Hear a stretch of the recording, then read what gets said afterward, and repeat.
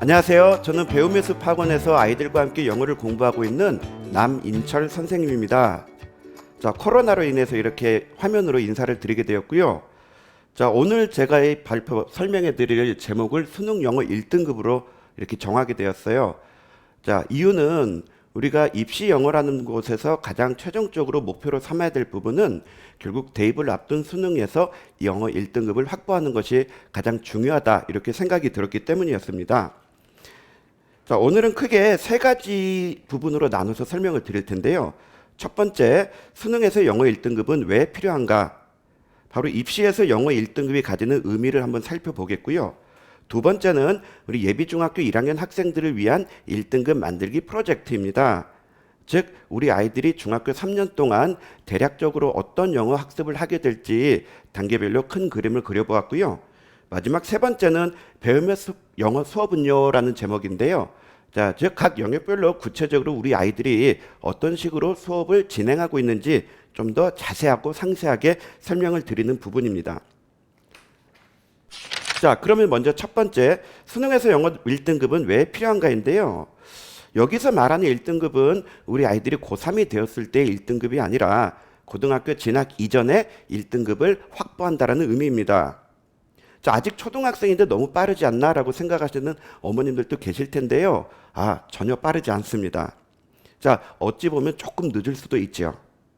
자, 그러면 두 가지 측면에서 왜 필요한지를 한번 살펴보겠습니다. 첫 번째, 상위권 대학 진학을 위해서 필수라는 점입니다. 자, 정시와 수시라는 두 가지 방식으로 우리 대학교 진학을 하게 되는데요. 어느 방법을 택하든지 영어 1등급은 필수적인 부분입니다. 두 번째, 고등학교 진학 이후의 경쟁력 확보 측면인데요. 자, 이는 다시 두 가지로 설명해 보면, 자, 우리 고등학교 진학을 하게 되면 아이들 해야 될 것이 너무 많습니다. 따라서 굉장히 시간이 부족한데요. 불행하게도 영어라는 과목의 특성상 굉장히 많은 시간을 잡아먹게 돼요. 따라서 고등학교 진학 전에 일정한 영어 수준을 확보하게 된다면 다른 과목에 대한 투자를 할 수 있다는 점, 그 부분이 첫 번째고요. 두 번째는 고등학교 진학에서 수시를 목표로 하는 아이들 같은 경우는 내신을 무시할 수 없는데요. 이 내신 준비에 있어서도 미리 수능 준비를 해놓고 관련된 어법을 공부한다면 아이들에게 굉장히 큰 장점이 될 수 있습니다. 제가 실제 외고 진학을 목표로 한 아이들을 여러 해 지도를 해 보았는데요. 이 아이들이 외고에서 입시에서 실패하는 경우들이 있습니다. 우리는 이들을 이제 외떨이라고 부르는데요. 그럼에도 불구하고 이 아이들이 일반 고등학교 진학에서 굉장히 두각을 나타내는 것들을 많이 보았습니다. 따라서 미리 영어를 공부해 놓는다는 것은 고등학교에 가서 굉장히 큰 메리트로 작용할 수 있습니다. 자, 그렇다면 수능 1등급에서 1등급을 만든다는 것은 굉장히 어려운 부분입니다. 자, 이것이 굉장히 중요한 부분이라서 모든 학원들에서도 1등급을 목표로 가르치고 있는데요. 실제 현실은 굉장히 어렵습니다. 작년 2021학년도 수능에서 실제 영어 1등급의 비율은 12.6%였는데요. 가장 최근 9월 모의평가에서는 이게 5%도 채 되지 않았습니다. 자, 왜 그러냐면 첫 번째로는 EBS 연계가 굉장히 떨어지면서 실질적으로 이제 더 이상 연계가 되지 않는다는 점이고요. 두 번째로는 1등급의 비율을 유지하기 위해서 어렵게 내는 추세로 변화하고 있습니다. 따라서 이러한 어려워진 수능 환경에서 저희는 어떻게 우리 예비 중학생들을 위해서 1등급을 만들까 고민한 끝에 1등급 만들기 프로젝트라고 구상을 하게 되었습니다. 자, 그럼 예비 중학교 1학년을 위한 1등급 프로젝트를 설명드릴 텐데요. 자, 중학교 3년을 각각 기간별로 좀 정해 보았습니다. 그중 첫 번째 기간이 예비 중일, 즉 올 겨울방학부터 중학교 1학년 기간인데요. 이 기간의 목표는 중학교 문법을 완전히 마스터하는 부분입니다. 자, 그를 통해서 수능 어법에 대한 토대를 완성하는 기간인데요. 자, 먼저 첫 번째 겨울방학 때 중학교 1학년 문법부터 시작합니다. 자, 이 부분이 쉬운 부분도 있고 아직 어려운 아이들도 있을 겁니다. 다만 중학교 문법을 시작하면서 가장 기초부터 확실하게 다져간다는 측면에서 중학교 1학년 문법으로 시작을 하고요.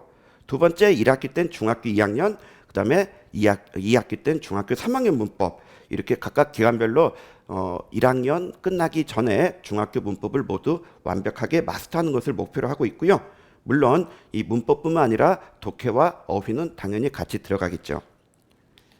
자, 두 번째는 이제 2학년에 접어들면서 아이들이 실질적인 예비 고등 과정에 들어가게 되는데요. 자, 이때부터는 문법을 배우지 않습니다. 앞서 말한 문법 실력을 바탕으로 해서 수능 어법을 배우는데요. 자, 이것을 배우는 이유는 우리 아이들 고등학교 가서 내신을 할 때 이 수능 어법이 굉장히 필요합니다. 필수적으로 학습을 해야 되기 때문에 수능 어법을 배우고요. 두 번째는 구문 학습을 하게 됩니다. 구문이라는 것은 문법과는 좀 다른 부분인데요. 자, 좀 문장에 대한 어떤 보다 근본적인 이해와 좀 긴 문장을 어렵지 않게 우리 해석할 수 있는 능력을 키우는데 중점을 둔 수업입니다. 마지막으로 수능 독해인데요. 수능 독해는 이제 유형편을 학습하게 됩니다. 유형이라고 한다면 우리 수능이라고 하는 것은 듣기와 독해 두 가지 영역을 테스트하는데요. 듣기 17문항과 독해 28문항을 각각 시험을 봅니다. 자, 그런데 이 독해 유형이 굉장히 여러 가지가 나오는데요. 자, 글의 목적, 주제, 요지부터 시작해서 빈칸 추론이라든지 지칭 추론, 그다음에 분위기, 심경, 그다음에 글의 순서라든지 어색한 문장 고르기 등등 굉장히 다양한 어떤 독해 문제들이 출제되는데요. 이 문제마다 우리가 풀이하는 해결 방법, 접근 방식이 다르고 풀이 전략이 다르기 때문에 각각의 유형별로 아이들이 문제 해결 능력을 키우는 데 목표를 삼고 수업을 진행하게 됩니다. 자, 그리고 나서 마지막으로 중학교 마지막 학년이 되는데요. 중3이 되게 되면 보다 심화된 수능 구문과 수능 어법을 학습하고요. 자, 이때부터 이제 수능 기출 모의고사를 학습하게 됩니다. 즉 2학년 때는 각각의 유형별로 전략을 공부했다면 이제 3학년이 되면은 실전편입니다. 실제 수능과 똑같은 유형의 어떤 교재를 풀이함으로써 보다 어떤 실전 능력을 좀 증가시키고요.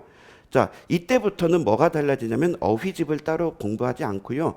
아이들마다 저마다 개인의 어휘집을 만들게 됩니다. 즉 실제 기출문제를 풀어보면서 모르는 단어들을 스스로 정리하고 그리고 그 부분들을 스스로 이제 공부할 수 있게끔 나만의 단어장을 통해서 모르는 어휘를 보충하게 됩니다. 이렇게 해서 대략적으로 중학교 3학년에 대략적인 학습 플랜을 살펴보았고요. 자, 다음부터는 세 번째 마지막 우리 실제 배움의 숲 학원에서 각 영역별로 어떤 수업이 이루어지고 있는지 구체적인 설명을 드리도록 하겠습니다. 자, 배움의 숲 영어 학원에서 영어 수업은 크게 세 부분으로 진행됩니다. 첫 번째는 어휘고요. 두 번째는 문법 및 어법이고요. 세 번째는 독해가 되겠습니다. 자, 그중 가장 중요한 것은 당연히 어휘력이겠죠. 근데 이 어휘, 즉 단어라는 부분이 아이들이 가장 힘들어하는 부분이에요. 왜냐하면 외우고 돌아서면 잊어버리고 또 외우고 돌아서면 잊어버리기 때문에 이게 그냥 밑 빠진 독에 물 붓기가 아닌가 생각이 들 정도로 아이들이 가장 힘들어하는 부분입니다.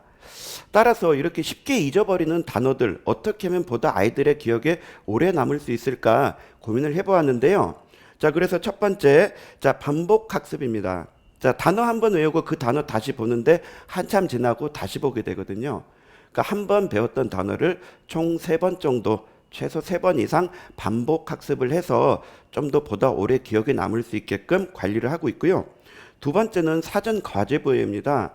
즉 단어 시험을 보기 이전에 미리 해당 단어가 들어간 예문과 그 단어를 직접 쓰고 공부할 수 있게끔 해서 눈으로만 보고 외우면서 달달달달 그냥 중얼중얼대며 외우는 그러한 식의 단기간에 아이들이 그냥 벼락치기로 공부하는 습관에서 벗어나서 조금 더 심도 있게 단어를 공부할 수 있게끔 그렇게 준비하고 있고요.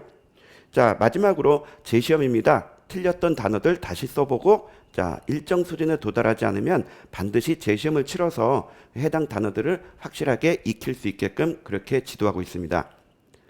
자, 두 번째는 문법인데요. 자, 문법은 먼저 수업에서 이제 해당 단원의 개념을 설명하겠죠. 그리고 개념을 설명하고 문제를 풀이합니다. 그리고 나서 관련된 워크북을 숙제로 부여하는데요. 자, 이때 워크북을 숙제 내주고 직접 학원에서 풀이하면서 다시 한번 해당 단원의 개념을 다시 한번 복습시켜 줍니다. 그런데 이때 아이들이 나만의 문법 노트라는 게 필요한데요. 자, 수업 시간에 선생님이 설명해 주는 부분들을 그냥 눈으로만 듣고 눈으로만 보고 귀로만 듣는 그냥 그러고 넘어가는 게 아니라 직접 아이들이 해당 단원의 핵심 개념들을 나만의 문법 노트에 정리하게 함으로써 아이들이 좀 더 보다 쉽게 이해할 수 있게 정리할 수 있게 그렇게 도와주고 있고요. 두 번째로는 추가 프린트 그리고 그 다음에 서브 교재를 활용해서 해당 단원의 문제를 다시 풀이시킵니다. 그리고 나서 마지막으로 최종적으로 이렇게 익혔던 부분에 대해서 최종 마무리 테스트를 진행하고요. 이를 통해서 아이들이 얼마나 성취도가 있었는지를 확인하게 됩니다. 이러한 각 과정에서 아이들이 틀렸던 부분은 반드시 오답 노트를 정리시키는데요. 이 오답 노트 정리를 통해서 아이들이 틀렸던 부분을 복습하고 자신의 취약한 부분들을 다시 한번 확인할 수 있게 그렇게 지도하고 있습니다. 마지막으로는 독해인데요. 자, 물론 독해 수업 시간에 독해 지문 설명해주고 문제 풀이하는데요. 여기에선 반드시 그 이후에 아이들이 그 해당 지문을 쓰고 직독짓기를 할 수 있게끔 과제를 부여해 줍니다. 그리고 나서 그 아이들이 직독짓기 해왔던 해석 부분들을 선생님이 직접 첨삭을 해서 어색한 해석 부분이나 이상한 부분들은 수정해서 아이들이 고칠 수 있도록 그렇게 지도하고 있습니다. 영어는 참 재미없는 과목입니다. 어찌 보면 했던 것도 하고 자꾸 반복을 학습하거든요. 이 반복 학습을 하다 보면 조금 지겹고 지루하고 힘들 수 있어요. 자, 이러한 영어가 참 재미없는 과목이지만 그나마 조금은 더 재미있게 아이들이 즐겁게 수업할 수 있도록 항상 노력을 기울이겠고요. 자, 항상 아이들과 함께 하면서 아이들의 눈높이에 맞춰서 이렇게 치열하게 고민하고 최선을 다하는 그런 수업이 되도록 노력하겠습니다. 끝까지 들어주셔서 감사드립니다. 어머님, 안녕히 계세요.